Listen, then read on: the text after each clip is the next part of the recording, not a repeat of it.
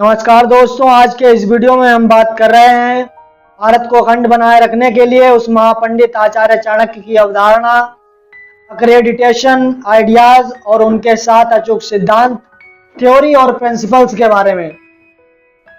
और इसी के साथ मोटिवेशनल टेक की वीडियोस में एक बार फिर आपका स्वागत है। वीडियो को अंत तक जरूर देखिए। वीडियो को शुरू करने से पहले हमारे चैनल को अभी सब्सक्राइब करें और साथ ही बेल आइकन दबाएं ताकि आपको आने वाले सभी वीडियोस की नोटिफिकेशन मिलती रहे। चलिए वीडियो को शुरू करते हैं।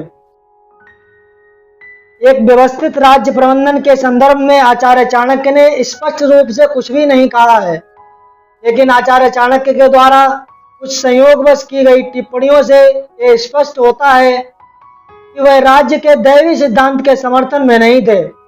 आचार्य चाणक्य सामाजिक समझौते का अधिक पक्ष लिया करते थे। मत्स्य न्याय कानून से तंग आकर लोगों ने मनु को अपना राजा चुन लिया और अपने अनाज का 6वां भाग और सोने का 10वां भाग राजा को देना स्वीकार कर लिया था, और इसके बदले में राजा ने उनकी सुरक्षा हित का उत्तरदायित्व संभालने का प्रण लिया। आचार्य चाणक्य राजतंत्र का पक्ष लेते थे और तब से ही राज्य की उत्पत्ति हुई। आचार्य चाणक्य ने पाश्चात्य राजनीतिक चिंतकों द्वारा प्रतिपादित राज्य के 4 आवश्यक तत्वों भूमि, जनसंख्या, सरकार व संप्रभुता का विवरण नकार दिया था, और आचार्य चाणक्य ने राज्य की तुलना मानव शरीर के साथ कर दी थी, और राज्य के सभी तत्व मानव शरीर के अंगों के समान परस्पर संबंधित, आत्मनिर्भर और मिलजुल कर कार्य करते हैं, ऐसा आचार्य का मानना था। और इसी के साथ आचार्य चाणक्य ने राज्य के हित में 7 सिद्धांतों की रचना की। पहला सिद्धांत था स्वामी, जिसे राजा भी कहते थे। राजा ईश्वर के समान शीर्ष के तुल्य है। एक राज्य के राजा को कुलीन, बुद्धिमान, साहसी, धैर्यवान, संयमी, दूरदर्शी और युद्ध कला में निपुण होना चाहिए। दूसरा सिद्धांत था अमात्य, जिसे हम मंत्री कहते हैं। आचार्य चाणक्य का मानना था कि मंत्री राज्य की आंखें हैं। मंत्रीगण, सचिव, प्रशासनिक और न्यायिक पदाधिकारी, इन सभी को आचार्य चाणक्य ने राज्य की आंखें ही कहा है। ये सभी अपने ही देश के जन्मजात नागरिक, उच्च कुल से संबंधित, चरित्रवान, योग्य, भिन्न भिन्न कलाओं में कुशल और राजभक्त होने चाहिए। तीसरा सिद्धांत राजकोष था।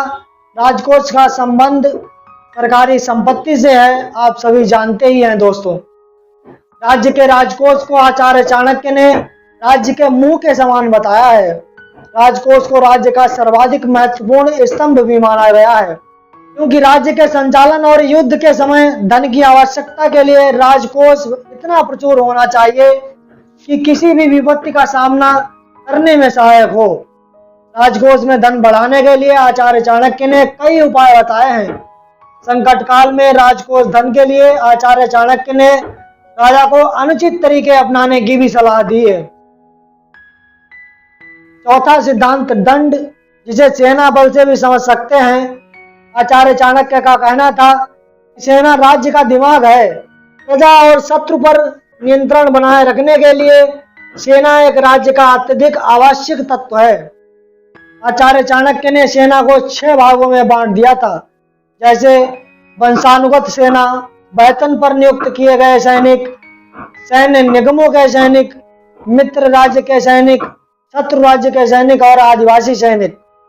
और किसी भी तरह के संकट काल में वैश्य और शूद्रों को भी सेना में भर्ती किया जा सकता है। और सैनिकों को धैर्यवान, दक्ष, युद्ध में कुशल और राजभक्त होना चाहिए। राजा को भी सैनिकों की सुख सुविधाओं का ध्यान रखना चाहिए।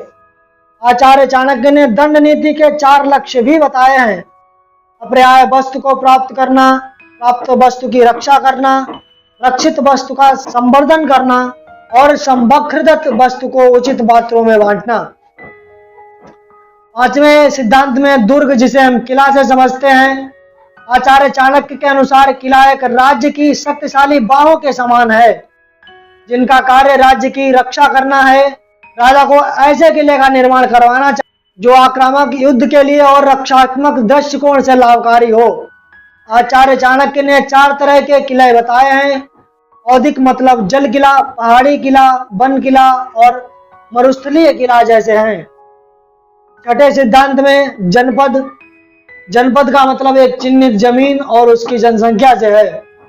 आचार्य चाणक्य का मत था कि जनपद एक राज्य के पैर और जंघाएं हैं जिन पर राज्य का अस्तित्व टिका होता है।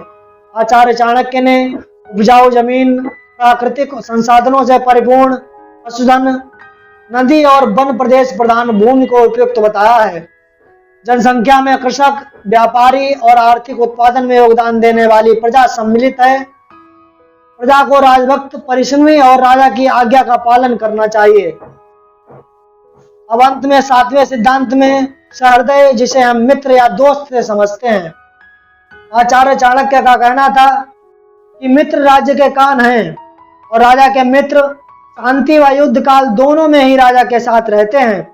इसके बारे में आचार्य चाणक्य ने कहा है कि जिस राजा के मित्र लोभी, कामी और कायर होते हैं उसका विनाश अविश्वसनीय हो जाता है। इसी तरह आचार्य चाणक्य के सिद्धांत राज्य की ऑर्गेनिक फॉर्म के सभी सिद्धांतों की महत्वपूर्ण भूमिका को बताया है। जबकि सिद्धांत राज्य की आधुनिक परिभाषा से मेल नहीं खाते हैं, फिर भी आचार्य चाणक्य के राज्य में आधुनिक राज्य के चारों तत्व सुरक्षित हैं। जनपद भूमि व जनसंख्या है, अमात्य सरकार का भाव और राजा संप्रभुता का प्रतीक है। कोष का महत्व राज प्रबंध, विकास व संवर्धन से है और सेना आंतरिक शांति व्यवस्था और बाहरी सुरक्षा के लिए आवश्यक है। विदेशी मामलों में मित्र महत्वपूर्ण भूमिका निभाता है, लेकिन किले की जगह आधुनिक युग में सुरक्षा प्रतिरक्षा के अन्य उपकरणों ने ले ली है। प्राचीन भारतीय राजनीतिक चिंतन के साथ आचार्य चाणक्य लौकिक मामलों में राजा की शक्ति को सर्वोपरि मानते थे। आचार्य चाणक्य धर्म का व्याख्याता नहीं बल्कि रक्षक हैं। आचार्य चाणक्य ने राज्य को अपने आप में साध्य मानते हुए सामाजिक जीवन में उसे सर्वोच्च स्थान दिया है और राज्य का हित सर्वोपरि रखा है। आचार्य चाणक्य के अनुसार राज्य का उद्देश्य केवल शांति व्यवस्था और सुरक्षा स्थापित करना नहीं है, बल्कि व्यक्ति के सर्वोच्च विकास में योगदान देना भी है। आचार्य चाणक्य के अनुसार राज्य के बाहरी शत्रुओं और आक्रमणकारियों से राज्य को सुरक्षित रखना और आंतरिक व्यवस्था न्याय की रक्षा करना और प्राकृतिक आपदाओं जैसे बाढ़, भूकंप, आग, महामारी, घातक जंतुओं से प्रजा की रक्षा करना एक राजा का दायित्व होता है। एक राजा का कर्तव्य है कि सभी के लिए सामाजिक न्याय की स्थापना करे। सामाजिक व्यवस्था का समुचित संचालन तभी संभव है। और आचार्य चाणक्य ने कहा है कि पिता पुत्र, पति पत्नी, गुरु शिष्य वे सभी अपने दायित्व का ईमानदारी से निर्वाह करें। स्त्री हत्या और ब्राह्मण हत्या की आचार्य ने घोर निंदा की है और इसे आचार्य ने गंभीर अपराध माना है। आचार्य चाणक्य राज्य को मानव के बहुमुखी विकास का दायित्व सौंपकर उसे आधुनिक युग का कल्याणकारी राज्य बनाने में सक्षम है। जन कल्याण और सुरक्षित प्रशासन की स्थापना करना आचार्य चाणक्य का लक्ष्य था, जिसमें धर्म और नैतिकता का प्रयोग एक साधन के रूप में किया गया है। आचार्य चाणक्य का कहना था, प्रजा के लिए जो कुछ भी लाभकारी हो उसमें राजा का भी अपना ही लाभ है। एक जगह आचार्य कहते हैं कि बल ही सत्ता है और बल ही अधिकार है। आचार्य चाणक्य के संबंध में सेल्टोरे का एक कथन है। सेल्टोरे कहते हैं कि जिस राज्य के पास सत्ता और अधिकार दोनों हैं, उस राज्य का एकमात्र उद्देश्य होना चाहिए अपनी प्रजा की प्रसन्नता में वृद्धि करना। दोस्तों, आज के वीडियो में यहीं तक। जल्दी ही मिलते हैं वीडियो के अगले पार्ट में ऐसे ही अमेजिंग फैक्ट के साथ, जो यकीनन आपको प्रेरित करेंगे और आपके जीवन में अच्छे बदलाव लाने में मदद करेंगे। दोस्तों, उम्मीद करता हूँ आज का वीडियो आपको जरूर पसंद आया होगा और वीडियो का कोई भी पार्ट आपको अच्छा लगा हो तो वीडियो को लाइक करो। और क्या आपको ये इंटरेस्टिंग नॉलेज के बारे में पहले से पता है, चैट सेक्शन में जरूर लिखिए और साथ ही मुझसे इंस्टाग्राम पर आज ही जुड़िए। इंस्टाग्राम पर मैं और भी नॉलेज शेयर करता रहता हूँ, जो नॉलेज यकीनन आपको पसंद आएगी। इंस्टाग्राम का लिंक नीचे डिस्क्रिप्शन में दे दूंगा, फॉलो करना मत भूलिएगा। और अगर आप चैनल पर नए हो तो वो लाल वाला बटन है, उसे क्लिक करो और सब्सक्राइब करो हमारे चैनल को और साथ ही बेल आइकन दबाओ ताकि आपको नए आने वाले सभी वीडियोस की नोटिफिकेशन मिलती रहे। मिलते हैं वीडियो के अगले पार्ट में, तब तक के लिए धन्यवाद दोस्तों, सदा मुस्कुराते रहिए।